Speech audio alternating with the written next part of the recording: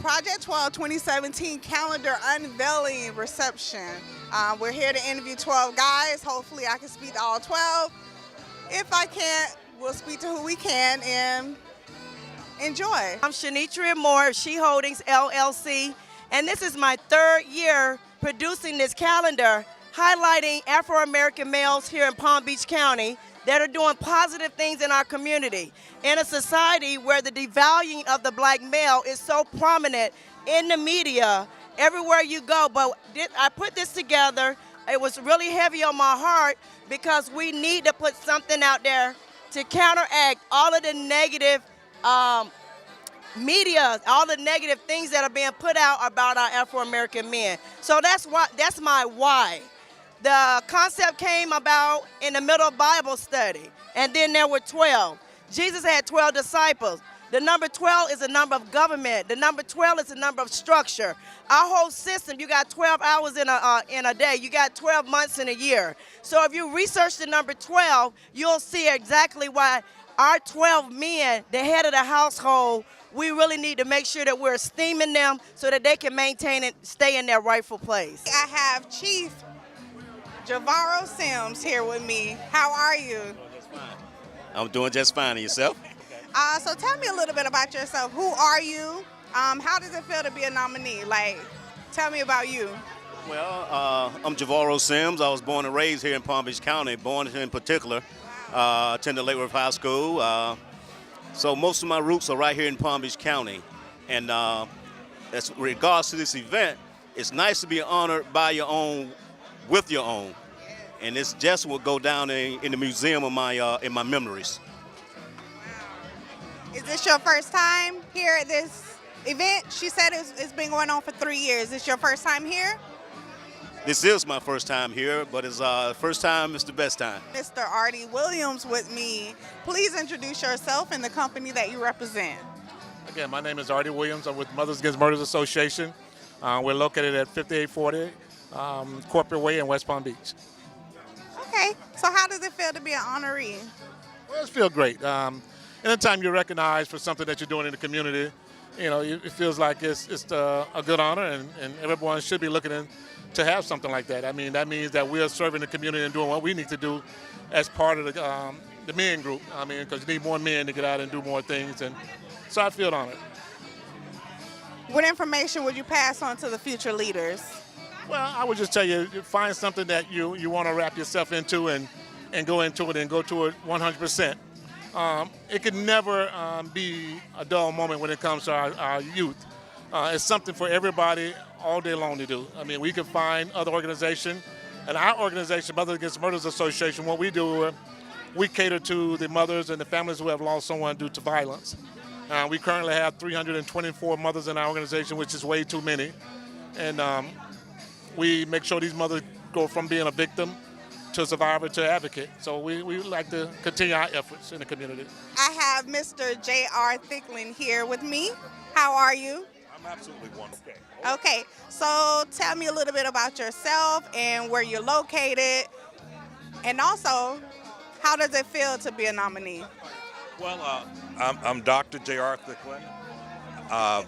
I'm the president and CEO of Destiny by Choice Family and Community Service, where we empower lives and shape destinies of people impacted by domestic violence and also the impact of fatherlessness.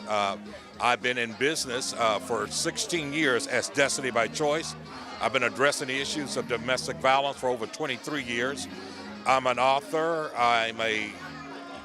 The one title that I adhere to is Transformer. My life is about transforming others. And we're located here in West Palm, but we travel nationally quite a bit. So, me being born and raised in Palm Beach County. No, I was born in Palm Beach County. So why haven't I been blessed with your presence before? Why not what? Why haven't I been blessed with your presence? I don't know. You must live a real sheltered life because I'm all over the place. Oh, I do. I did. You did once upon a time, yes. So I'm getting better. Okay. And again, how does it feel to be a nominee for this event? Is this your first time here? No, I have actually been the keynote speaker for the first 2 inaugural years. That's the other part of what I do as a motivational speaker, as a former pastor, and as one whose life is about transforming. So it feels good to finally be on the receiving end of it. But the reality to me is that it's good to be acknowledged, but we do what we do not for acknowledgement. We do it because of the fact it's our call. Hi, I have Bobby Gilbert here, and tell me a little bit about yourself. Who are you? What do you represent? How are you? Again, name is Bobby Gilbert. Most people know me as Coach BJ. I'm a high school baseball coach. I coached at Lake Worth High School for the last 4 years. Now I'm over at Palm Beach State High School. The company that I represent tonight is called G Dynasty Baseball Academy. You guys can reach me at gdynastybaseballacademy.com. Okay, and pretty much I'm playing baseball for all my life. I graduated from Bethune-Cookman College. I was a captain my senior year. Graduated with a 3.6, and now I'm an educator. So at Palm Beach State High School. So are you teaching baseball, or are you a teacher there at the school? Both. Actually, I'm a PE teacher at Palm Beach State High School, and I'll be coaching baseball for them this coming season. How does it feel to be an honoree? I'm ecstatic. I'm so happy. Actually, my brother Brandon, Derek Travis Gilbert, he actually was an honoree a couple years ago. My mother was an honoree a couple years before that. So just kind of following in the trend, it's kind of like a family affair. So I'm proud to be an alumni or an alumnus now with this great organization of Project 12. I have Mr. Grassford here with me, Smith. Thank you. And I just want you to do a little bit of explaining about your business, who you are, what do you represent. Okay. I'm an attorney. I'm a partner with the law firm. Okay, Mihalit. I'm a partner with the law firm Jones Foster. We have an office in downtown West Palm Beach. I practice primarily business litigation, intellectual property, and transactional law. And we're one of the oldest law firms in Palm Beach County. How does it feel to be an honoree? It's fantastic. I'm honored. Shanitra did a great job with the event tonight. Great men. I'm just really excited to be a part of this group. Very excited. I have Mr. Ramsey here. He specializes in eye care. Tell me a little bit more about your business. Okay. Well, my name is Dr. Ramsey. I'm the owner of Iconic Eye Care in Palm Beach Gardens, Midtown. My office specializes in boutique fashionable frames, unique styles, and top-of-the-line service. I pride myself on giving a superior exam and making sure everybody leave educated and understanding what's going on with their eye and their eye health and how their eyes actually affect their body. It's a window to the soul, and I can see a lot of those conditions from diabetes to high blood pressure inside the eye and how that's actually affecting you. So my office tries to do top-of-the-line eye care. And then when people come in the optical, I try to give them a boutique fashionable frame, something different, unique. We have frames from Paris, Italy, Japan, St. Louis, New York, frames made out of wood, buffalo horn, leather.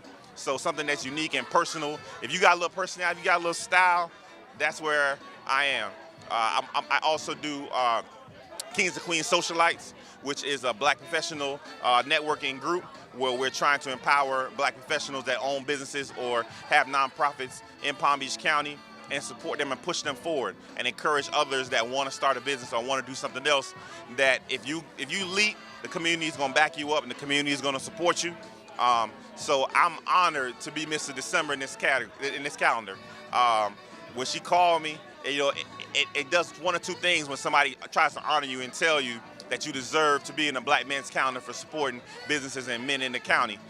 You have to reevaluate yourself and say, do I deserve this? And if I don't deserve it enough, then I need to make sure that I earn it later on and keep pushing, because somebody else is going to be looking up to me and saying, weren't you in that She Holdings calendar? So it pushed me to want to do even more. I try to do things for the community. I try to give back. I try to make sure that the ones that come behind me know that I used to be them. I have Erik Kelly here with me. How are you? I am well, thank you. It's a pleasure speaking with you. I love your speech. I love everything about it. Tell me a little bit more about yourself. Tell the viewers out there about yourself. Yeah, I grew up in a small town here in Florida, up in North Florida, Palatka, Florida. I'm a small town boy. I'm a country boy. We grew up poor in the housing projects. I always tell people we didn't know we were poor. My mama never let on that we were poor. So everything that I do now, I do from the heart. And so being here tonight with all of these men, it's an honor. It's an honor to be here. It's an honor just to be able to give back to our community and hopefully make my wife and the kids proud. You're definitely doing that. You're making me happy, making me a little bit nervous, but it's okay. How does it feel to be a nominee? Again, I say this: it's an honor.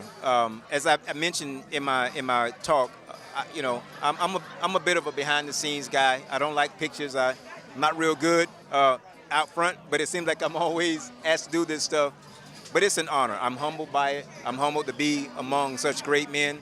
And as I said in the talk, my only hope is that we will provide an image for younger boys to imitate as they grow and for generations to come. And what stood out to you? What information would you like to get out there to the up-and-coming leaders? Be authentic. Be authentic. Authentic leadership just simply means you lead from the place that impassions and emboldens you the most. Like I said, I grew up in housing projects. That will never change. So what it does mean for me is that I lead from a place of empathy, which means I understand where people are and right where they are. And in the old country where I grew up, they used to have a saying. They'd say, "I'll meet you peace the way," which means you come a little bit down the road, I'll come a little bit down the road. So I believe that I have been given this opportunity to meet people where they are. So the one thing I say for any leader, be authentic. Be authentically who you are and lead from that place.